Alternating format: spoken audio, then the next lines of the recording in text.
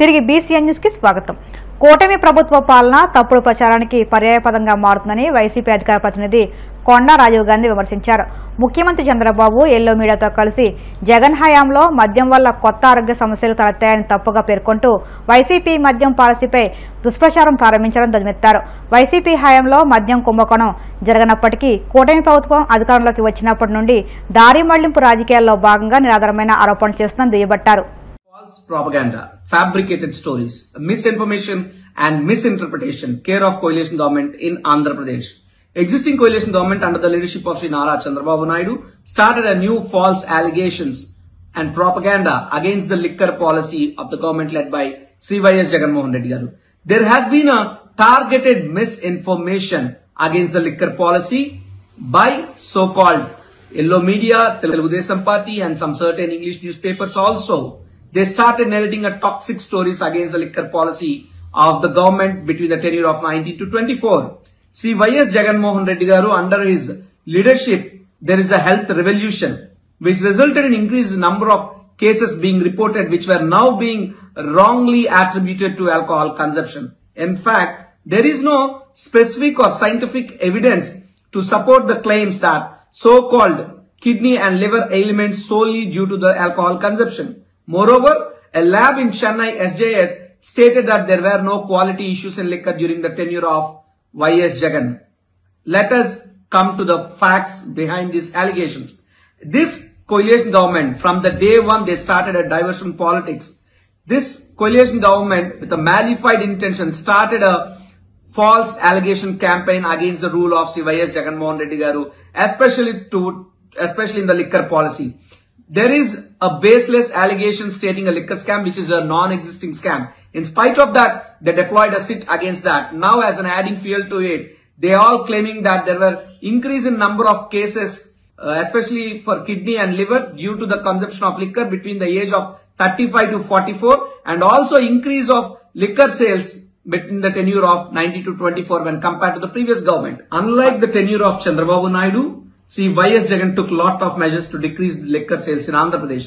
Some of them were bringing liquor shops under the control of government, shutting down 43,000 belt shops around Andhra Pradesh, decreasing the sales hours, removing the permit rooms, increase of prices in liquor.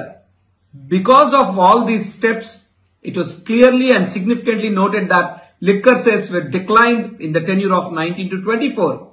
If we go to the statistics, in the tenure of Chandrababu Naidu, between 18 to 19 year, the liquor sales noted as IMFL cases, almost 3.84 crore cases were sold out in the tenure of Chandrababu. But in the tenure of Y.S. Jagannath Reddy, for the year of 23 and 24, IMFL cases were sold almost of 3.32 crore cases. So you can clearly observe the decline of sales, liquor sales in Andhra Pradesh.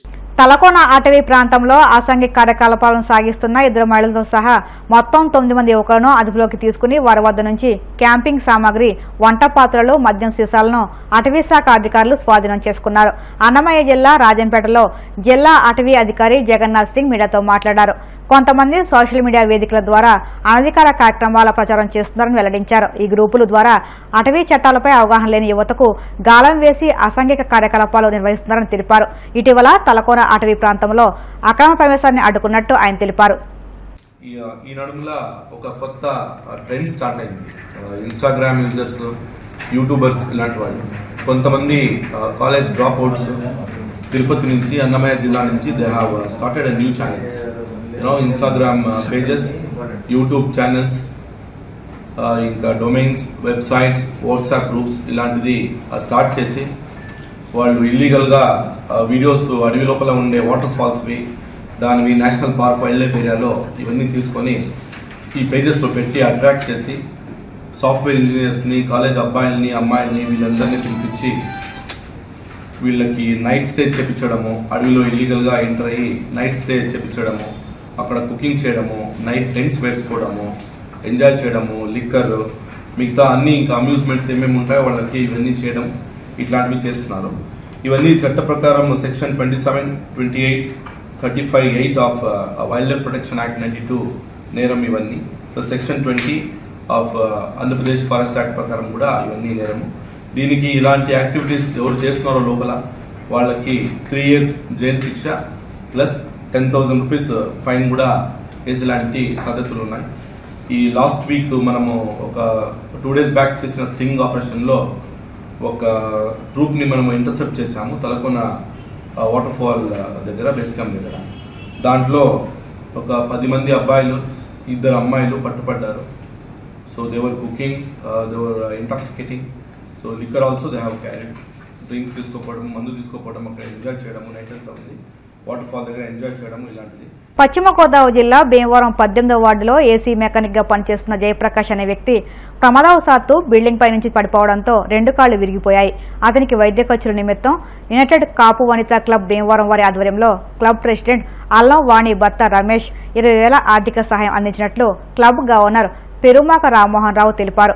Club సభ్యులు, మిత్రులు అందరూ కలిపి 15,000 రూపాయలు club తరపున అక్షర hospital చికిత్స పొందుతున్న పేషెంట్కు 35,000 రూపాయలు వైద్య ఖర్చుల నిమిత్తం అందజేసినట్టు ఆయన తెలిపారు. ఈ కార్యక్రమంలో club president Allam Vani, secretary Mente Ammulu, governing body secretary Narahasetti Rupavani, Areti Andal, Allu Vanajakshi, Bandela Jyothi, Sandhyarani, patient కుటుంబ సభ్యులు తదితరులు పాల్గొన్నారు.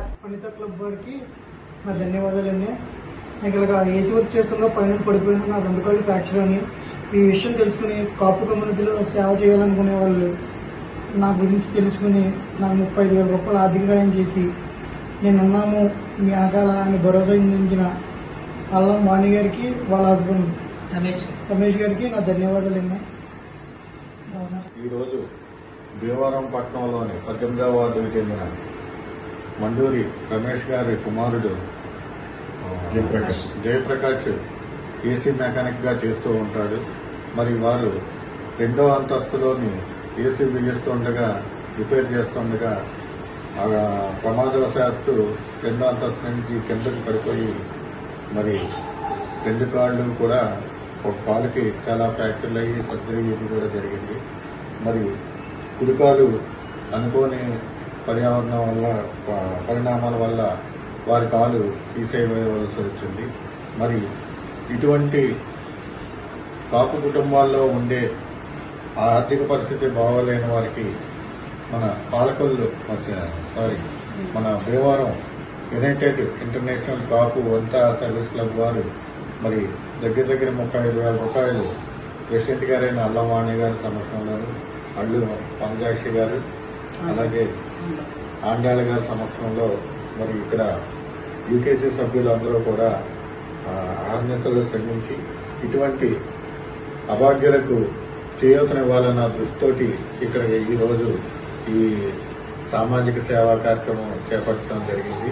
మరి దీనికి ఇటువంటి ఆర్థిక పరిస్థితి బాగోలేని వాళ్ళకి, అలాగే ఆర్థికంగా వెనుకబడిన వాళ్ళకి ముందులో ఉండాలని చెప్పేసని మా యునైటెడ్ కాపు ఫౌండర్ గారైన పోకల రాము గారి ఆశయం మేరకి మరి ఇటువంటి యునైటెడ్ కాపు ఇంటర్నేషనల్ సర్వీస్ క్లబ్లు అనేవి భీమవరంలోనే కాకుండా అటు వీరవాసం, పాలకొల్లు, ఆచంట, నర్సాపురం, సుమవృక్షం అనేక చోట్ల కార్యక్రమాలు చేస్తూ ఉన్నారు. మరి దానిలో భాగంగా మరి ప్రెసిడెంట్ గారైన అల్లం వాణి గారు భీమవరంలోనూ పరిసర ప్రాంతాల్లో కూడా ఇటువంటి సంఘటనలు గమనించండి. లేదు ఈ విద్యా రంగంలో వెనుకబడిన స్టూడెంట్స్, వెనుకబడిన వర్గాలకి వారికి కూడా అధునాతమైన శిక్షణ, నైపుణ్యం ఇవన్నీ ఇచ్చి సామాజిక సేవల్లో ముందుంటుందని చెప్పేసి ఈ భీమవరం వనితా క్లబ్ వారికి మేము ధన్యవాదాలు తెలుపుకుంటూ ఉన్నాను. వార్తలు ముగించే ముందు ముఖ్యాంశాలు మరొక్కసారి.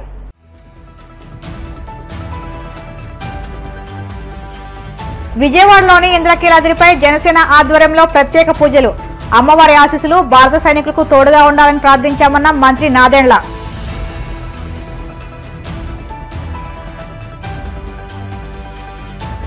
శోభాయమానంగా కాళ్లకూరు వెంకన్న రథయాత్ర. ప్రత్యేక పూజలు నిర్వహించిన శాసనసభ డిప్యూటీ స్పీకర్ కనుమూరి రఘురామకృష్ణరాజు దంపతులు.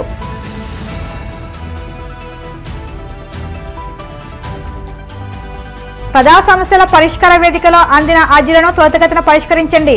అధికారులకు కాకినాడ జిల్లా కలెక్టర్ షణ్మోహన్ సగలి ఆదేశాలు.